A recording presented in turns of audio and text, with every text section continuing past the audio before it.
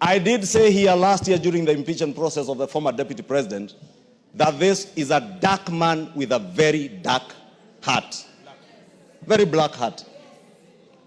I dare say today, Honorable Speaker, in this House, Honorable Gachagua is the one who directed goons he mobilized to go and murder my parents, destroy my property in Kikuyu, destroy the property of the people of Kikuyu in the name of revenge. Honorable Speaker, we cannot build a country that way. That is why, Honorable Speaker, we are asking the Inspector General of Police. It cannot rest at this. Nobody, not Kimani Ichung'wah, not Rigathi Gachagua, not the sitting members of parliament in this House, Honorable Speaker, who are doing this work, and some 2 senators, Honorable Speaker.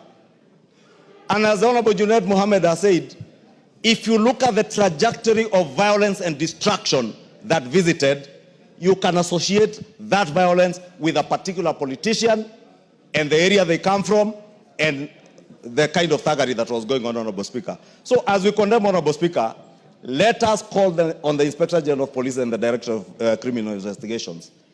Anybody involved in this criminality, whether it is Kimani Ichung'wah, whether it is Junaid Mohammed, whether it is Rigathi Gachagua, whether it is Jane Kihara, whether it is Kaluma, whether it is Ngogoyo, whether it is Major Dong, whether it is Kakuya, whether it is Senator Medho, investigate each and every one of them without fear or without favor, and whoever is culpable, bring them to book, Honorable Speaker.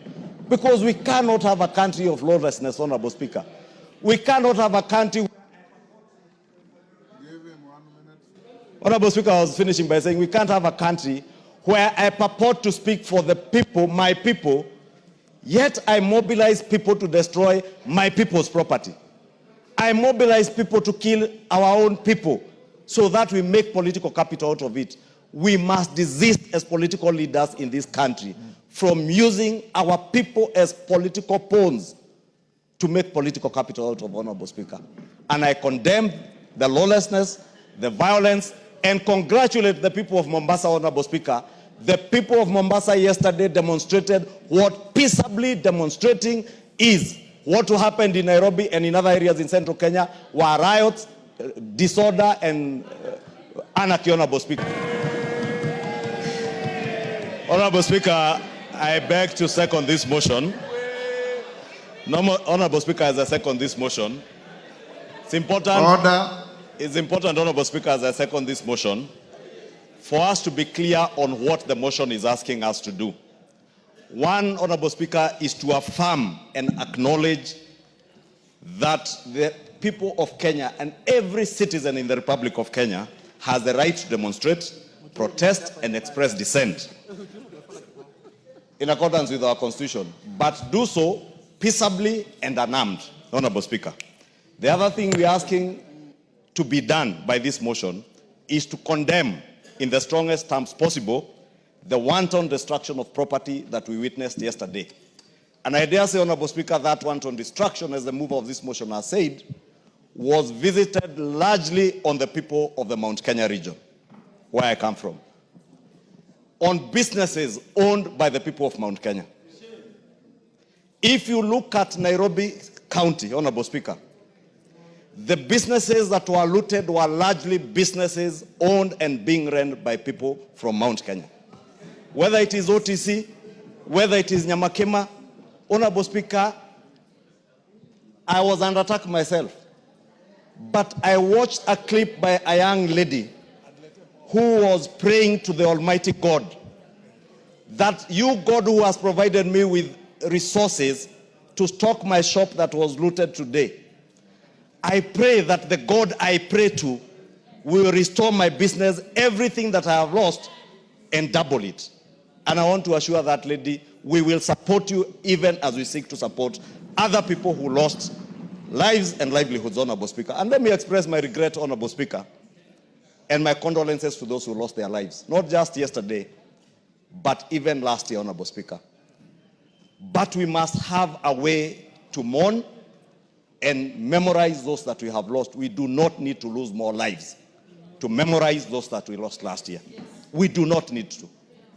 Honorable Speaker, the other thing this motion is asking us to do as a House is to call upon the Inspector General of Police and the DCI, the Director of Criminal Investigations, to immediately and expeditiously investigate the acts of lawlessness and bring to justice those found culpable, including, Honorable Speaker, current and former politicians who are involved in the planning, mobilization, financing, and incitement of mobs and goons and criminals, Honorable Speaker.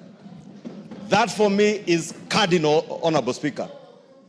June 2024, 25th of June 2024, with the unfortunate incidents that happened, Honorable Speaker, we let it pass.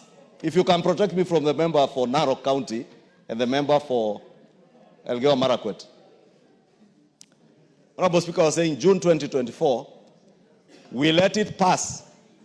And 2 sitting members of this House who are being investigated by the Director of Criminal Investigations rushed to court, obtained orders to stop their arrest, following information that the DCI had that they were involved in the mobilization of goons that looted from the people of Mount Kenya in Nairobi, including the burning down and deaths of Kenyans at the Sunbeam building somewhere along Kimathi Street, Honorable Speaker. They continue to be protected by the judiciary, Honorable Speaker, through that court order. Court orders using anticipatory bails cannot be into perpetuity, Honorable Speaker, because we are breeding impunity through these conservatory and preemptive orders, Honorable Speaker. The same characters, Honorable Speaker, are involved in the mobilization, financing, and looting that you saw yesterday, Honorable Speaker. Their chief financier and key mobilizer, Honorable Speaker, yesterday, we lost a court in Kikuyu. The Kikuyu law courts were all razed down and everything looted, including the destruction of court records, including titles deposited in those courts, securities of people deposited in those courts, and criminal records, Honorable Speaker. This acts as the first part of this motion says, these are not just acts that happen. They are deliberate. They are mobilized.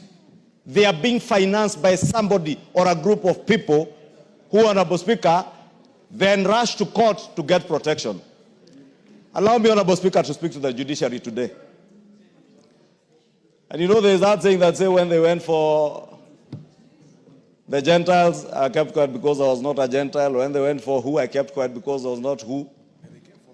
When they came for me, there was nobody left to speak for me. The impunity we started breeding last year, Honorable Speaker, is what is destroying this country today and destroying the fabric of the country that we call Kenya. Honorable Speaker, it's not just the law courts that were destroyed in Kikuyu. The DCC's office was also razed down. I've said the law courts, the sub-county, the county offices, including graders and machinery of the county government of Kiambu that help our people to do their roads, and county records, including our own property records in those offices, Honorable Speaker. The people doing this, Honorable Speaker, and that is my greatest concern, and that's why I alluded to what we are calling upon the DCI and IG to do, is that people are being ferried from Limuru and Dagoretti into Kikuyu and some as far as Kiambaa and Juja to come and visit the wanton destruction that you saw yesterday. Honorable Speaker, I am growing old, but I am not older than my father. My father is 105 years old, with a wife who is 85 years old, my mother, Mary Mombi. And they have worked hard. to bring us up, and to raise businesses that have supported our family. Yesterday, Honorable Speaker, there was an attempt to kill my 105-year-old father and 85-year-old mother.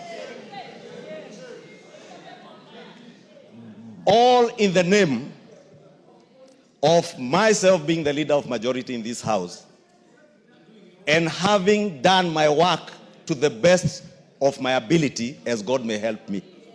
And I saw by the Bible, Honorable Speaker, standing before you, that I will execute my duties without fear, without favor, and to the best of my ability. And I will continue to do that, Honorable Speaker. Let nobody be in doubt. The Honorable Junet Mohammed has mentioned names. And the owner of that anarchy is known, must be apprehended. Honorable Speaker, allow me to commend the police also for the restraint that they exercised yesterday and for the hard work they put yesterday when a police lady was being brutalized by men, grown men, beating up a woman, Honorable Speaker. It's the most despicable thing you can find, that a man is stepping on a police officer on her head. Honorable Speaker, there were criminals who attempted to get into State House girls. It is not William Ruto's children who go to State House girls. It is not Kimani Ichung'wah's daughters who are in State House girls. It is our children. Why would anybody mobilize criminals to attack young school girls in a school? I commend the police for protecting State House girls, protecting other lives and property that they protected yesterday, Honorable Speaker, and call on them to take action on the financiers, the mobilizers, and those particular criminals and those who want to drive our country to anarchy. And we tell them, resounding as a house, we shall not allow our country to be driven to anarchy by bloodthirsty people, bloodthirsty politicians who have no agenda, who have no vision for Kenya, who can only harp on Gen Z. A Gen Z, a generation, they are neither a Gen Z, nor do they have children in their houses who are Gen Zs, Honorable Speaker. I have 2 Gen Zs in my house. I know what these children want. Those who are just harping on Gen Zs and riding on their wave, Honorable Speaker, are only trying to take advantage of a desperate generation of young Kenyans. Let us desist from doing that, Honorable Speaker, and I beg to second. Order, honorable members. Those on their feet, take your seats. Honorable members, I now propose the question, which is that appreciating that Article 37